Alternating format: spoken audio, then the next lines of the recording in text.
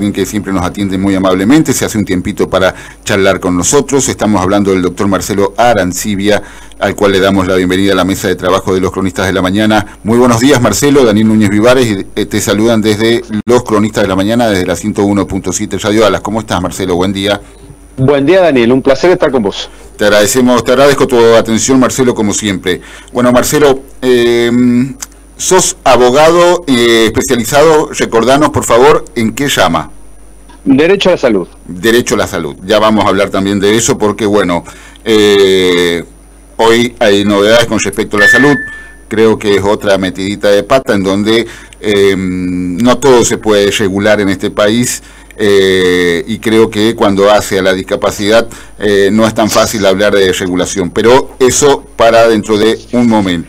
Marcelo, tu punto de vista durante la madrugada, bueno, se destrabó el salarial policial en la provincia de Misiones y bueno, volvió a estar en el tapete, ¿sí? Los efectivos de las fuerzas policiales tienen derecho a la sindicalización como en otros países, en los países del primer mundo, nada más ni menos ultracapitalistas. Marcelo, ¿tu punto de vista? Bueno, es un tema realmente para debatir, no es un tema sencillo. La regla es que las fuerzas de seguridad, sea la policía, la gendarmería, prefectura o las mismas fuerzas armadas, atento de que tienen un régimen de funcionamiento orgánico vertical de subordinación a la jerarquía. No se permite pautas, digamos, horizontales, como pueden ser las representaciones internas o sindicales, porque eso pondría en riesgo o en tela de juicio el cumplimiento de las órdenes. Y porque además, bueno, la fuerza de seguridad tiene algo que no cuentan otros trabajadores, y es el hecho de que la ley autoriza la aportación y el uso de armas. Entonces, no es lo mismo un paro con movilización de la construcción que un acuartelamiento de, por ejemplo, la policía provincial. De todos modos, bueno, en democracia, como la consigna es siempre progresar en la ampliación de los derechos individuales y colectivos, en algunas sociedades muy avanzadas en cuanto a la vida democrática, es decir, donde funciona el sistema, por ejemplo, los países escandinavos, hay una legislación que admite una parcial sindicalización de las fuerzas de seguridad para que de manera colectiva defiendan y protejan sus intereses corporativos propios, que no es solamente la defensa de sus salarios, sino también de las condiciones de trabajo. Esto traído a la Argentina, bueno, es medio complicado, porque bueno, no somos Noruega, lejos estamos de serlo, como sociedad, no me refiero particularmente al sector de la seguridad, sino fundamentalmente al Estado, y bueno, lo que se ha visto en Misiones y que se ha visto también en provincia, incluso en la provincia de San Juan. Hay que recordar que durante el gobierno de Uñac hubieron algunas manifestaciones de policías. Primero, generalmente lo hacen los familiares, porque ellos no pueden manifestarse de manera pública, los retirados, hasta que, bueno, se llega al punto extremo que la manera que tienen las fuerzas policiales de expresar su disgusto sobre determinadas políticas que los afectan, que es lo que se conoce como, bueno, acuartelamiento, y no cumplir con su función de seguridad, entendiendo que la seguridad pública es un servicio que no puede en ningún momento desafectarse, porque es entregarle el escenario, digamos, a la delincuencia. Entonces, entendiendo y reconociendo de que los policías tienen derechos, y la dificultad de expresar la defensa de los derechos, que sería la sindicalización, bueno, es un tema que está en tapete, y que bueno, siempre cuando ocurren estos eventos en el país o en la provincia, en esta oportunidad ocurrió en Misiones, y creo que todas las jurisdicciones provinciales deben estar atentas, porque la situación salarial y de calidad de trabajo de los policías de Misiones a la que ocurra en las otras 23 jurisdicciones provinciales, incluida la capital federal. Por lo tanto, bueno, siempre es bueno escuchar, hablar y evitar que estos conflictos tomen la magnitud que ha tenido en Misiones. Creo que es un llamado de atención a todos los gobiernos provinciales y nacionales de que, bueno, hay que evitar que los conflictos logren una dimensión que, además de llevarnos a discutir si conviene o no, o si es legal o no la sindicalización de la fuerza de seguridad, de que, bueno, que la seguridad en sí es un servicio público muy importante, como la educación y la salud, y debieran ser objeto de prioridad a la hora de aplicar las políticas públicas de aquellos que tienen la responsabilidad de administrar los recursos nacionales o provinciales. Te pongo tal vez un poquito al tanto. Canadá, Estados Unidos, Inglaterra y todos los miembros de la Unión Europea cuentan con sindicatos policiales. Precisamente en la Unión Europea hay una confederación policial. En nuestra región, el único país que está sindicalizado totalmente, estamos hablando de la fuerza de seguridad de la policía, es el Uruguay, ya que en Brasil solamente se conoce la sindicalización sin derecho a huelga de lo que le llaman de la Policía Federal de Brasil, o el PM, Policía Militar, que le llaman allá. A ver, creo que es de alguna forma, Marcelo, es un debate que en algún momento se va a tener que dar, o va a tener que dar la política argentina, ¿no? Sí, totalmente. Pero vos fijate, en Argentina se está cuestionando el derecho a huelga de los docentes. Claro, sí. Imagínate cuando entremos a debatir el derecho a huelga de la policía. Tal vez coincida conmigo de que... el tema que trae el DNU, sí, o la ley base, creo que la ley base es declarar el servicio esenciales a determinadas actividades. La primera, la educación. Con lo cual se pretende reglamentar un gobierno que odia el Estado y el reglamentarismo, pero pretende reglamentar de que al declararse esencial el servicio de educación se tiene que garantizar el 70% de la asistencia de los profesores y de maestros de las aulas cuando se llama paro.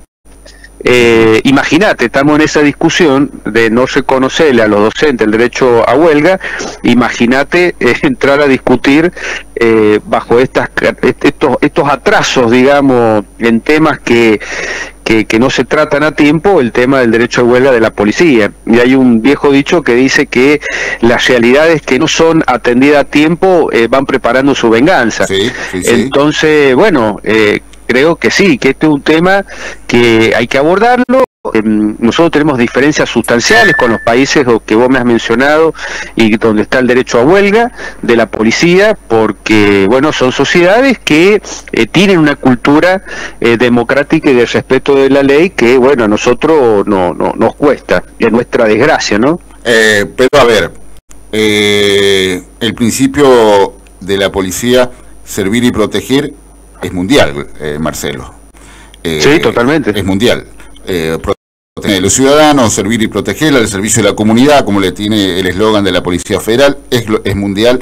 Y bueno, por ejemplo, tengo conocimiento, sin haber estado ahí, que por ejemplo, bueno, son sindicatos que, bueno, de alguna forma cuando reclaman, lo hacen sin hacer medidas de fuerza, pero por supuesto ponen a los alcaldes de Nueva York, por ejemplo, digamos, y en forma incómoda por la cantidad de números, cuando tema, bueno, salarial. Lo cierto es que un policía en Estados Unidos, el patrullero que le llaman más bajo, está en $70.000 anuales. Acá resulta que ganaban migajas, a Marcelo, cuando la función es la misma. Acá deben estar por debajo de la línea de pobreza. Y siguen estándolo, es decir, se han ido a un aumento de 600.000 pesos. Por debajo de la línea de indigencia. Exacto.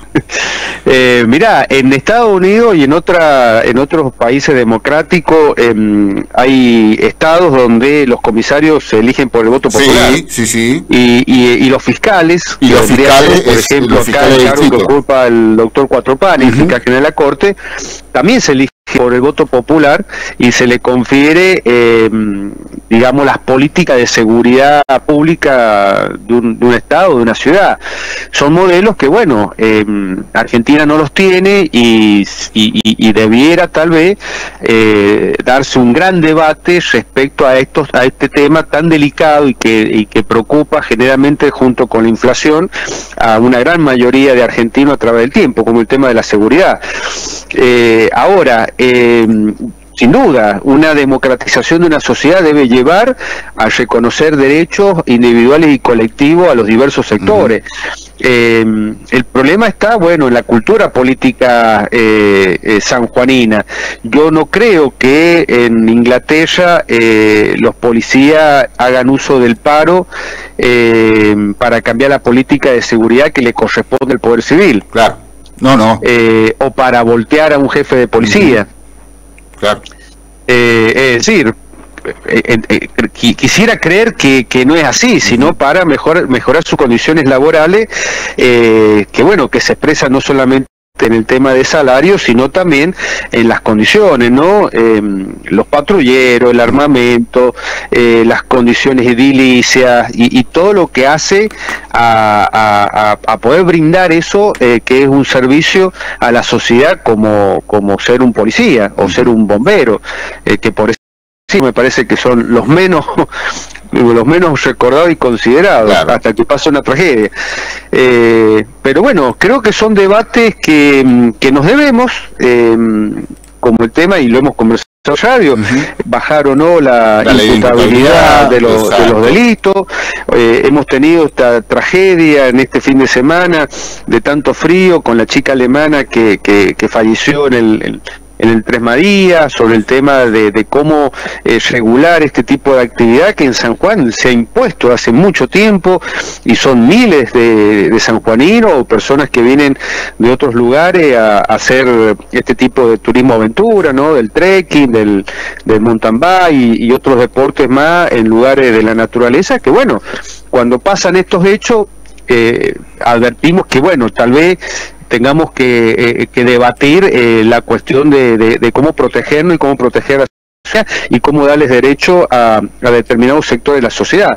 Ahora, en el caso concreto de la policía y demás empleos públicos, uno ve a Misiones con mucha preocupación porque puede ser un que pueda suceder en otras provincias argentinas si continúa, bueno, una política nacional de no atender la cuestión federal, y es la relación entre la nación y la provincia, que pasa fundamentalmente por la discusión de la coparticipación, tema que tampoco hemos resuelto y hace mucho tiempo, y fundamentalmente desde que la Constitución Nacional del 94 dijo que en 2 años tendríamos que tener un nuevo régimen de coparticipación federal, y esto no se ha logrado y está muy lejos de que se logre por la cantidad de requisitos que se necesita de acuerdo para tener un nuevo sistema de reparto. Pero bueno, mientras la nación se apropia de la mayor cantidad de recursos coparticipables y a las provincias se le distribuye secundariamente montos que vienen en picada por la devaluación de la moneda, por la caída de la actividad productiva, porque la nación ha decidido, bueno, cortar transferencias que ya estaban previstas en leyes o discrecionales a las provincias. Bueno, aquellas que tienen un aparato estatal muy grande, le va a hacer cada vez más difícil mantener una estructura, un aparato estatal y obviamente pagar salarios dignos a todos sus empleos públicos, y en particular, en este caso, al de los policías. Marcelo, siguiendo con este ámbito, te hago la última. Tiene que ver con las declaraciones que hizo con respecto a esta protesta policial en Misiones, y bueno, tal vez a un miedo de efecto contagio, como hablamos en la jerga de los medios de comunicación, y la política también debe estar hablando de él, denominado efecto contagio. Las declaraciones de la ministra de Seguridad, Bullrich, polémica por el historial de Bullrich, sabemos. Y bueno, él manifestó de que, bueno, criticando el accionar, los trató de insurrección policial. Alguien que salía y pregonaba que había que romper la cuarentena. Recordemos cómo organizaba manifestaciones, ¿te acordás, Marcelo? Sí. Y un poquito más nos llamaba a quemar los barbijos, Marcelo. Creo que, bueno, cuando estás en el poder, no sos tan democrático o no entendés las cosas tan bien, Marcelo, ¿no? Alguien que fue candidato a presidente, recordemos también, ¿eh? Sí, bueno, lo que pasa es que muchas veces las personas cambian cuando cambia su lugar de la política. Cuando sos opositor, desafiás el orden instaurado, y cuando sos oficialista, querés imponerlo a toda costa, desconociendo la realidad.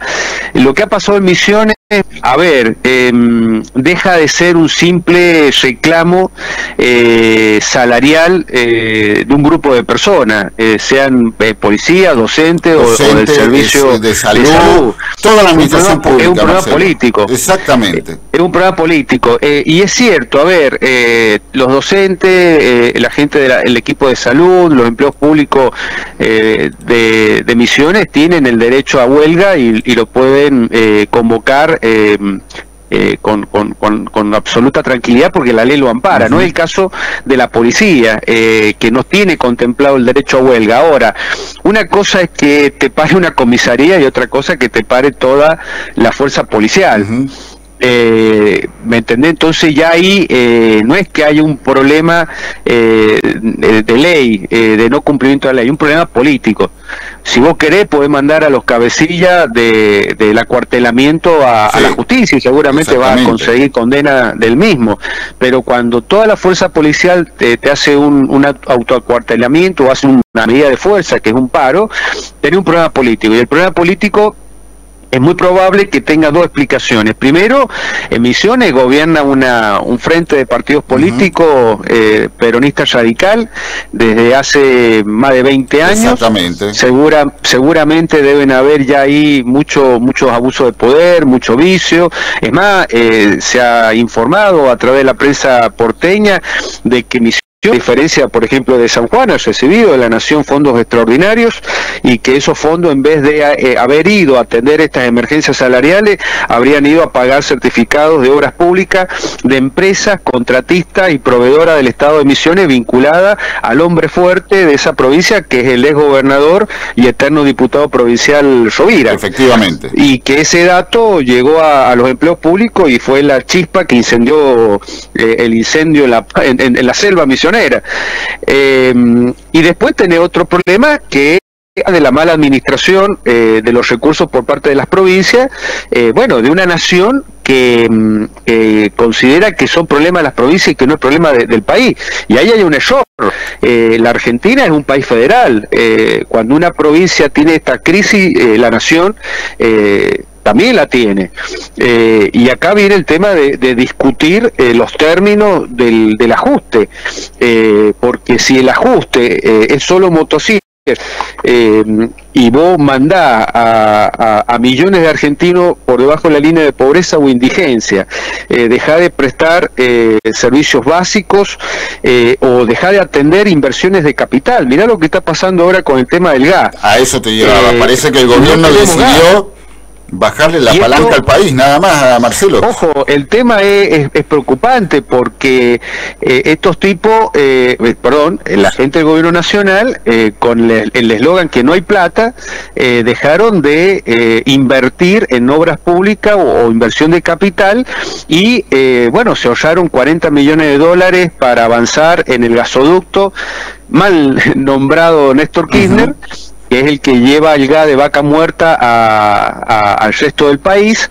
y ahora salió Narsa a comprar en forma directa gas licuado a Brasil, a Petrobras, y Lula aparentemente paró la venta de ese cargamento, de ese barco de gas licuado. Efectivamente. Hay dos razones que se está esbozando, y seguramente esto se va a saber. No se sabe si es porque Narsa compró sin plata, es decir, con papeles, y cuando ve papeles, pero no con los dólares. Con bonos, creyendo que le iban a aceptar, como acá las energéticas le terminaron aceptando los bonos. Claro, que ese es un default grave. Y habla también de la falta de previsibilidad, como lo están diciendo desde el sector privado, y de, bueno, el amateurismo. Con esto no se juega, le estás bajando la palanca a la industria, al país directamente, porque ya también habla de que puede faltar energía eléctrica en el invierno, nada más ni menos. Una crisis energética en donde el gobierno dice, bueno, hay situaciones extraordinarias, pero a ver, en tema de energía, creo, Marcelo, que coincides conmigo, tenés que tener gente que entienda del tema. Ese es el tema, ¿no, Marcelo? Bueno, la energía fue el gran drama de todos los gobiernos kirchneristas. Además, exactamente. El modelo hacía agua por el tema energético, porque las compras al extranjero fueron tan grandes en dólares que jamás el gobierno de los Kirchner logró tener un superávit fiscal. Es decir, las pérdidas, y que se traducían en inflación, era la política de subsidio total de las energías por parte de los gobiernos kirchneristas, que lo ha salido carísimo, y a ellos, bueno, una desota contundente y un desprecio profundo de la sociedad hacia lo que es el kirchnerismo. Pero ahora ya gobierna el mileísmo, y por ahorrarse 40 millones de dólares, bueno, ahora vamos a tener que importar a las corridas 3.800 millones de dólares en gas, para poder mantener las turbinas, para que la gente se calefaccione, la industria funcione, los que tienen GNC en los autos puedan andar, etcétera. Pero vuelvo al tema de Brasil. Acá hay que aclarar si es porque no estaban los dólares físicos para cancelar la compra, o lo que también se está diciendo es que el gobierno de Lula se sospecha de un caso de corrupción, porque por la compra directa que hace Argentina a Petrobras se ha pagado 3 veces más de lo que sale en el mercado. Claro. Entonces, los que acá se golpean el pecho diciendo de que el paleolibertarismo es lo más eficiente por dejar las manos libres del mercado en la compra y venta de cuestiones, bueno, no ha salido 3 veces más caro, y para colmo el gas no llegó, y no llegó por improvisación del gobierno, por no entender que hay inversiones de capital que son estratégicas, como el tema del gasoducto, para terminar con este chollo de plata que se pierde todos los años importando energía, teniendo a vaca muerta, y teniendo gas y petróleo, y teniendo energía eléctrica. Bueno, es un cúmulo de incapacidades y cuestiones que tienen que ser aclaradas, porque lo único que falta, que después de haber terminado con gobiernos que eran estructuralmente corruptos, como los justicialistas que hemos vivido en estos 20 años, que este también lo sea, o funcionarios que tengan estas prácticas. Entonces a mí me lleva eso a otra cuestión. ¿Será por eso que Milei quiere tenerlo al hijo en la corte? Como Menem hizo una corte a su imagen y semejanza para estar tranquilo de que podía robar tranquilo en los 90 sin que la justicia lo sancionara.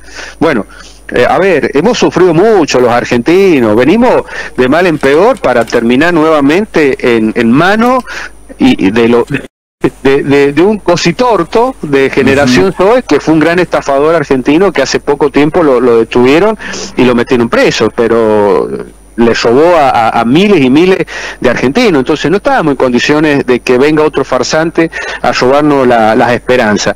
Y lamento de que el presidente en estos momentos ande dando vueltas por el mundo como si fuera un cazavampiro, en este caso un cazacomunista, que solamente está en su cabeza, y no estando en la Argentina de lleno resolviendo estos problemas.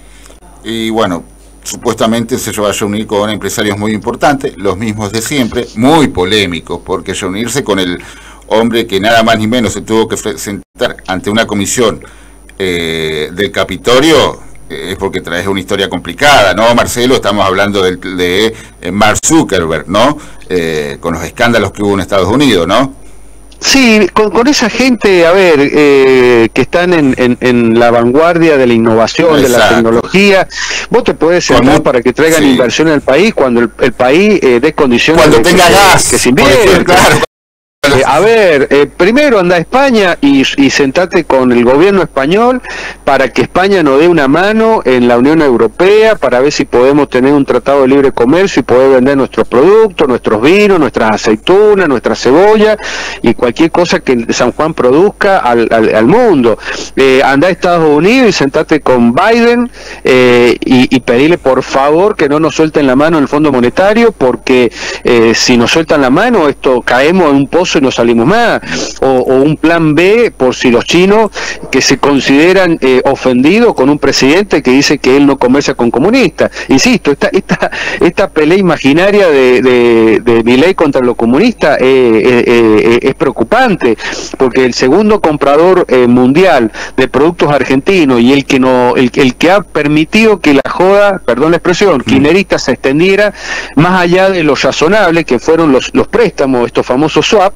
Bueno, si Milei, y ya lo han dicho los chinos, por carta no se lo pide por favor a Xi Jinping, bueno, en junio tenemos que empezar a devolver plata a los chinos, y no sé dónde va a sacar plata el gobierno nacional para devolver ese swap, que ha sido lo que ha permitido, entre otras cosas, que Sergio Massa hiciera su campaña electoral rompiendo todos los chanchitos habido y por haber para rascar la olla y tratar de llegar a ser presidente. Entonces, bueno, está en una situación donde vos tenés que priorizar terminar el gasoducto para dejar de tener este problema con la energía, priorizar en juntarte con líderes internacionales, presidentes, jefes de Estado, que nos den una mano, un changuín para poder salir adelante. Después date todos los lujos que como persona te querés dar, sacarte una selfie con Elon Musk, con Zuckerberg, pero bueno, generar las condiciones para que estos billonarios que no están muy preocupados por el altruismo y distribuir la renta en el mundo, sino por acumular y cada vez ser más millonario en un mundo que cada día es más desigual. Bueno, después te da esos gustos que seguramente el vago los tiene y que se lo está dando en vida como presidente, cantando en el Luna Park cuando la cosa está desesperante. Pero primero resolver los problemas. Y después date los lujos que hay que dártelo, aunque los argentinos saben que esos lujos los estamos pagando innecesariamente un puente. Marcelo, último temita, especialista en salud, derecho a la salud. Se viene algo, bueno, desde el Ejecutivo quieren sacar un decreto en donde se regulan los servicios para la discapacidad, Marcelo. Hoy hay una manifestación a nivel nacional. ¿Me podés explicar? Esto me parece que atrás viene la idea de que, bueno, después del bochorno que fue las prepagas, Marcelo, el gobierno tendría que tener cuidado. Estas ideas de este futuro ministro llamado Federico Sturzenegger, que según él ha estudiado a fondo 2 años todas las trabas regulatorias que hay en la Argentina, pero bueno, mezcla todo con todo, y hay cosas que tal vez no se puedan desregular, ¿no? Bueno, Sturzenegger es uno de los campeones del fracaso los últimos 20, 25 años argentinos. Sí. Fracasó en el gobierno de la Rúa y fracasó en el gobierno de Macri. Era el hombre que decía, tengo tantos dólares, vengan, y le dejaban en una hora, le sacaban todos los dólares de la mano. ¿Te acordás, Marcelo, cuando la corrida del 2018? Claro, y bueno, estuvo en la época del blindaje de Cavallo y estuvo mucho tiempo, en la época de la ayuda, mucho tiempo procesado, y bueno, creo que cuando llegó el gobierno de Macri esta onda del hijo que tenemos, se la perdonó. Pero más allá de eso, esperemos que acierten en este tercer intento, que sea la tercera y última, que las cosas les salgan bien. Pero vamos a la pregunta, ¿vos no podés desregular la salud en el universo o en el colectivo de las personas con discapacidad, que en Argentina se cuentan por millones, cuando vos tenés más del 60% de los argentinos por debajo de la línea de pobreza y el 20% de lo mismo por bajo de la línea de indigencia? Hay mucha discapacidad que se explica por estas falencias alimentarias. No las únicas, pero muchas. Atrás de la desregulación está una política de desigualdad ante la ley y ante la oportunidad de tener servicios y prácticas que te ayuden a la salud de las personas discapacitadas. Si esto se concreta, el Estado se va a desentender y le va a soltar la mano a millones de argentinos que van a dejar de acceder a tratamientos, a prácticas, a cobertura que se explican y que se justifican porque tienen una discapacidad motora, neurológica, etcétera. Creo que sería muy grave. Muy grave. Insisto, así como tenés que entender que no podés no invertir y resolver la cuestión de la energía.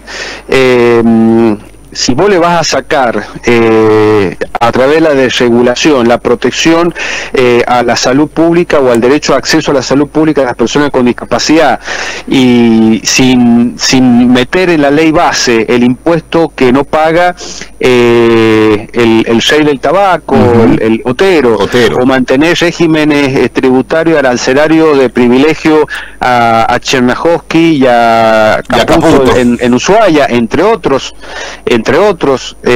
bueno, entonces sos un desalmado. Marcelo, la última. Y bueno, resultaron culpables Fabián de Sousa y Cristóbal López. Te enteraste que, bueno, la Corte, nada más ni menos, revocó la absolución de Cristóbal López y Fabián de Sousa. Esto significa que tienen que volver a prisión. Recordemos que habían sido sentenciados en una primera... en el juicio oral, y después la Cámara rebelló dio vuelta totalmente la sentencia, y bueno, la Corte le dijo, son culpables. Bueno, es muy difícil que en Argentina los condenados por delitos de corrupción vayan a la cárcel. Generalmente esos delitos son excarcelables, salvo que tenga acumulada varias sentencias. Es una excelente noticia la de la Corte. Ayer la Corte dictó dos fallos muy importantes, ese de declarar la nulidad de la absolución por la defraudación al Estado. Hay que recordar en la audiencia que en pleno apogeo del gobierno kirchnerista, el periodista Alconada Amón de la Nación da la información de que es Cristóbal López y Fabián de Sousa, amigo de Néstor Kirchner y de Cristina Fernández de Kirchner, se tenían el impuesto al combustible, en ese momento 8.000 millones de pesos, que era 1.000 millones de dólares al cambio actual, lo retenía y no se lo entregaba a la FIP. Y con esos 1.000 millones de dólares ellos apalancaban la compra de empresas. Exactamente. Entre otras C5N. Exactamente. Todo lo que fue del grupo Haddad en su momento. Los casinos, bueno, grandes proveedores de recursos para las campañas políticas del peronismo. Que en San Juan, hay que recordar, tuvo un paso, el gobierno de Gioja le pagó, no me acuerdo bien el monto, pero en ese momento un monto importante, para que hicieran la pantomima que buscaban petróleo en la provincia de San Juan, que nunca encontraron nada. Siempre aparecía el mismo bidón de siempre con algo que parecía petróleo. Pero bueno, eso implica que la Corte declara nulidad y lo manda a otra sala de casación penal para que dicte sentencia. Lo más probable, lo esperado, es que se los condene, como se lo condenó a Echegaray, que era el jefe de la FIP, de Cristina y de Néstor, fue condenado por esta causa, por no haber intado a la integración, digamos, de las cuentas de la FIP de esos 8.000 millones de pesos. Por eso era una locura que se lo condenara a Echegaray por no cumplir con su obligación de recaudar, y a los que se quedaban con la plata de la FIP hubiesen sido absueltos. Bueno, este es un problema que tenemos con nuestra justicia, que en este nivel está muy politizada. Por suerte la Corte decreta esta nulidad.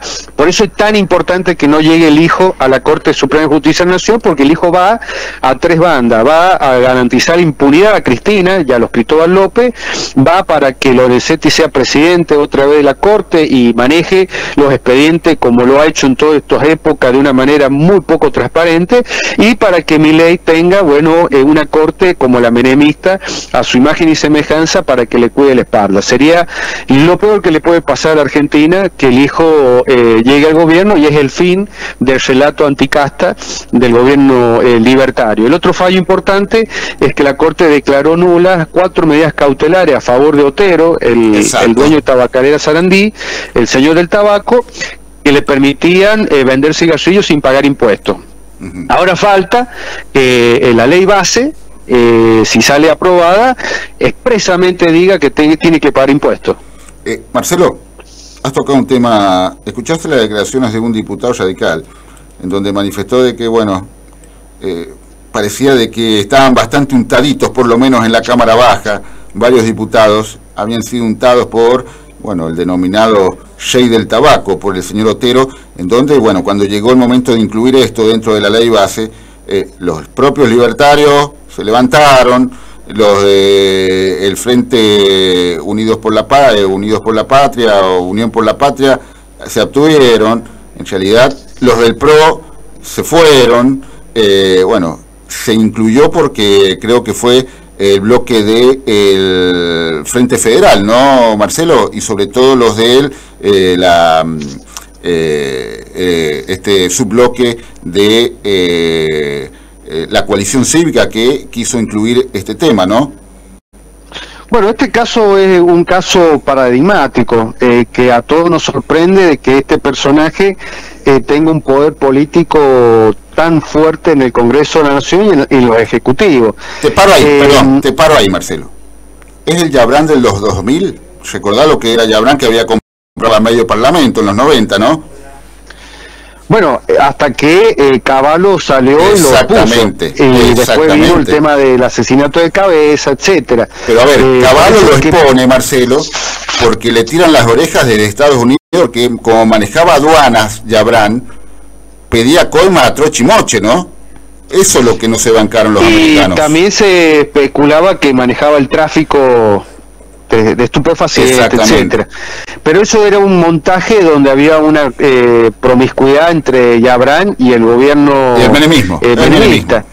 Pero bueno, en este caso llama la atención porque hay periodistas a nivel nacional que abiertamente se indican a 3, 4, 5 diputados con nombre y apellido de que son los lobistas de este personaje Otero, Castañeto del PJ, que fue el último jefe de la FIP de Alberto Fernández, y dos dirigentes muy importantes del PRO, encumbrados, Citondo y Santilli. Exactamente. Y en el caso de los libertarios, bueno, bajo la excusa de que son todos inexpertos, ellos arrancaron pidiendo la cabeza de Otero y después terminaron salvándolo, sacando de la ley base del proyecto el tema del impuesto a los cigarrillos. Así que bueno, son todas estas cosas, ¿no?, que lamentablemente hacen que Argentina no avance. En simples palabras, Marcelo, no hay que escupir para arriba, porque bueno, miramos la paja en el ojo ajeno, el tema del escándalo en España, pero acá no estamos muy limpios con lo que se denomina tráfico de influencias, ¿cierto? Sabemos de lo que estamos hablando, Marcelo, ¿no? Bueno, tráfico de influencia hay en toda la sociedad, en todos los gobiernos. El problema es que en Argentina no funciona la justicia para que cuando se detecten sean sancionadas. Y también porque o no tenemos la legislación adecuada, o si la tenemos una gran capacidad para no cumplir. Eso se denomina anomia y fue muy estudiado por un gran jurista argentino, falleció muy joven, Carlos Nino, en la década de los 80. Pero bueno, esperemos que los políticos lean a Carlos Nino y comiencen ellos a dar el ejemplo a toda la sociedad de que las leyes están para ser cumplidas, y si las leyes no nos gustan, bueno, hay procedimientos para modificarlas o para derogarlas. Lo peor que se puede hacer es fingir que están y que se cumplen, porque eso es una hipocresía total. Exacto. Marcelo, te agradecemos como siempre por tu tiempo, por tu atención, y obviamente te vamos a seguir convocando cuando la información política y la realidad política, la historia de ayer, de hoy y de siempre en la República Argentina nos convoque. Muchísimas gracias por tu tiempo, Marcelo. No, por favor, el agradecido soy yo. Un fuerte saludo a la audiencia. Gracias. Fue Marcelo Arancibia charlando con los cronistas de la mañana, 11:42. Le voy a dar la presentación, lo presentamos ahora, por razones personales, no nos ha acompañado en el primero y en el segundo bloque de los cronistas de la mañana, pero ya está con nosotros Daniel Núñez. Buen día, Daniel, ¿cómo estás? Buen día, ¿cómo le va? ¿Cómo le va a toda la audiencia? La audiencia de Radio Alas, por supuesto, como usted dice, estábamos haciendo con nuestro director, hemos andado en la calle, con el periodista Carlos Castro Espinosa, y siempre trabajando y estando en esto que significa justamente llevar la información como corresponde a toda nuestra audiencia. Bueno, lo estaba escuchando atentamente, este reportaje que estaba realizándose el doctor Arancibia, como siempre, prácticamente ya es parte del equipo de trabajo el doctor Arancibia, llevando adelante todo lo que implica